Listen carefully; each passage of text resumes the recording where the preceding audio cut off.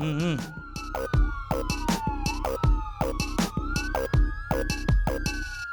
దీంట్లో ఏముందో తెలుసా?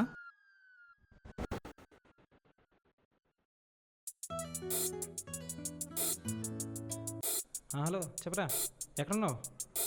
నేను వస్తున్నాను, టికెట్ తీసి పెట్టి వస్తున్నాను.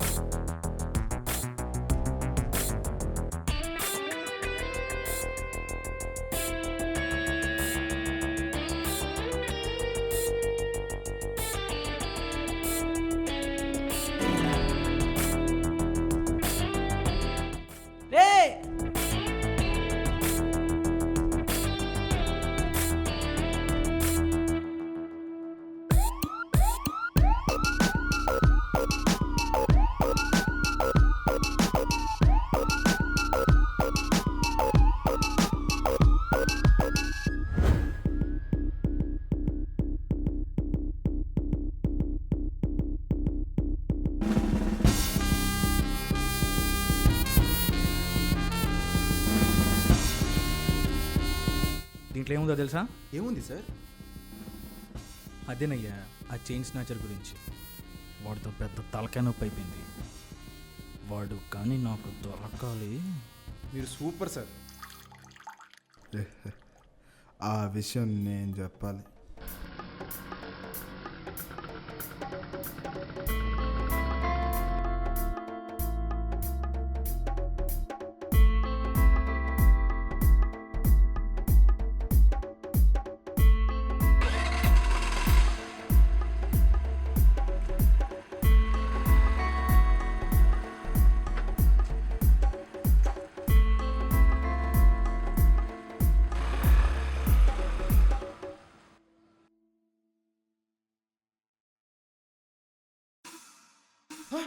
రేయ్ రేయ్ దొంగ దొంగ ఆగరే రేయ్ రేయ్ రేయ్ ఆగరే రేయ్ రేయ్ దొంగ దొంగ దొంగ దొంగ పట్టుకొని వెళ్ళండి దొంగ.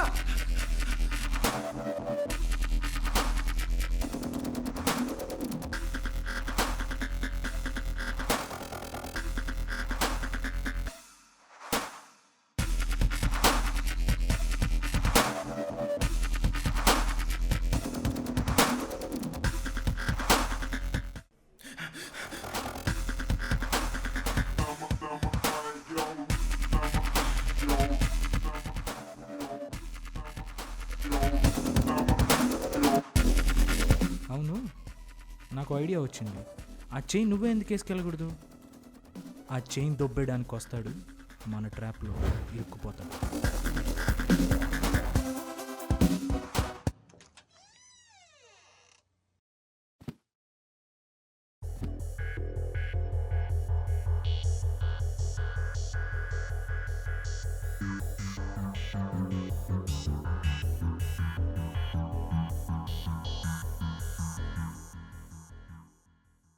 వెంకట్, గ్లాస్ వాటర్ పోయి.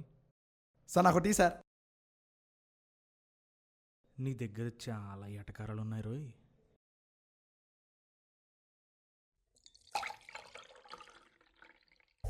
రేయ్, నువ్వు 22 ఏళ్ళకే దొంగతనాలు చేస్తే మరి 30 ఏళ్ళకి మర్డర్లు చేస్తావా? చెప్పరా, ఎప్పటి నుంచి దొంగతనాలు చేస్తున్నావు? చెప్తావా లేక? చెప్తాను సార్, కానీ మీకు భయపడి కాదు. నేను అందరిలాగే చదువుకుందాం అనుకున్నాను సార్. చదువుకోవాలని ఆశ నాకున్నా ఈ సిస్టమ్కి చదువు చెప్పాలన్న దానికన్నా డబ్బు మీద ఆశ ఎక్కువ. అంటే ఈ దేశంలో చదువుకునే వాళ్ళే లేరా? చెప్పరా, అందరూ నీలాగే దొంగల్లా మారుతున్నారా? అవును సార్, నేను దొంగనే, కానీ మీ సిస్టమ్ అంతా దోచుకో. నేను అందరిలాగా చదువుకుందాం అనుకున్నాను సార్, కానీ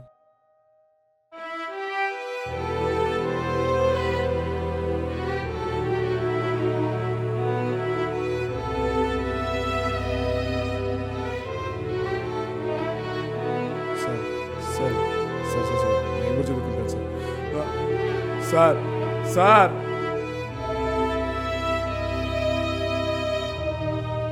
సార్ మీరు ఒక నిజం తెలుసుకోవాలి సార్. హ్మ్.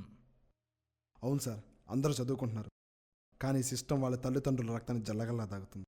సార్ మీకు విషయం తెలుసా సార్, మన భారతదేశంలో సంవత్సరానికి 1,00,000 కోట్లు లీజ్ అవుతుంది సార్ ఎడ్యుకేషన్ ఫండ్. దాంట్లో 25% కరప్షన్ గురవుతుంది సార్. కేరళలో 90% మంది చదువుతున్నారు సార్. మిగిలిన రాష్ట్రాల్లో స్కూల్కి వెళ్తే టీచర్లు రారు. 100% మంది టీచర్లకు కానీ 20% మంది స్కూల్కి అటెండ్ కావట్లేదు సార్. 20% మంది టీచింగ్ చేయడమే రాదు. మిగిలిన 50% మంది చేస్తారంటే వాళ్ళని 40% మంది చెడగొట్టే పనిలో ఉన్నారు సార్. బీహార్ యూపీలలో కేవలం 0.5% మాత్రమే సార్, 0.5% మాత్రమే స్కూల్కి అటెండ్ అవుతున్నారు సార్ టీచర్లు. ఇంకెప్పుడు సార్ అంటే ఎదిగేది సార్. మీకు విషయం తెలుసా సార్, మన భారతదేశంలో చదువుకున్న వాళ్ళు వాళ్ళ చదువుని కేవలం 10% మాత్రం ఉపయోగిస్తున్నారు సార్. అదే చైనా లాంటి దేశాల్లో 90% సార్, 90% మంది ఉపయోగిస్తున్నారు. మనం ఎప్పటికి సార్ 90% ఇచ్చేది సార్. మీకు లాస్ట్ ఒక విషయం చెప్పాలి సార్, మన భారతదేశంలో ఎప్పటికైతే విద్యా అవినీతి అంతమకుండా ఉంటుందో అప్పటిదాకా ఇంకో 100 ఏళ్ళైనా సరే మనం ఇదే పరిస్థితిలో ఉన్నాం సార్. ఎదగం సార్, ఎదగం.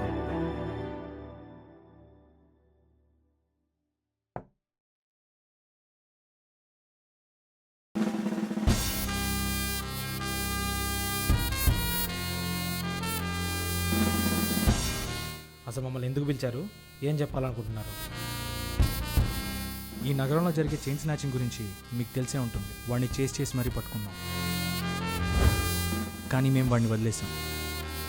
ఎందుకు సార్? ఎందుకంటే